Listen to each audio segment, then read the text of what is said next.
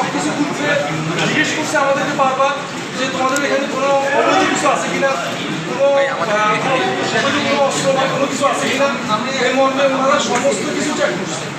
এখন মহোদয় আমাদের ইমাম সাহেবের কেন এত ক্ষোভ এই জাতীয় সমাজ সমিতি লিমিটেডের উপর, এটা আমি একজন সচিব, ওনারা হচ্ছেন পরিচালক, আমি কর্মচারী, ওনারা হচ্ছেন কর্মকর্তা। আমি কর্মচারী হিসেবে আমার বোধগম্য না, আমি আজকে 8 মাস এই সমিতিতে জয়েন করছি।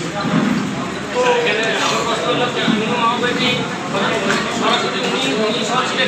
জি জি অভিযানে উনি সহ ছিলেন, এই অভিযানে উনি নেতৃত্ব দিচ্ছেন। তো ইমাম সাহেব জনাব আরিফুর রহমান সাহেব, ওনার নেতৃত্বে অভিযানটা হয়েছে।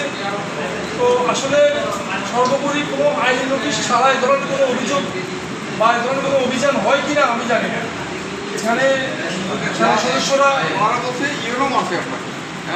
জি না, আমাকে মারছে সেনা সদস্য, সেনা সদস্য ইউনো সাহেবের উপস্থিতিতে সেনা সদস্য আমাকে একই কথা। তারপরে আমি যখন নির্দেশনা, ওনার নির্দেশনা অবশ্যই ছিল, এর পরিপ্রেক্ষিতে আমি যখন পরিচয় দিচ্ছি যে আমার বাবা আর্মি অফিসার ছিলেন, আমাকে মারিয়ে না প্লিজ, তখন ওনারা আমার গায়ে হাত করে আমাকে মারানোই সেনা সদস্য।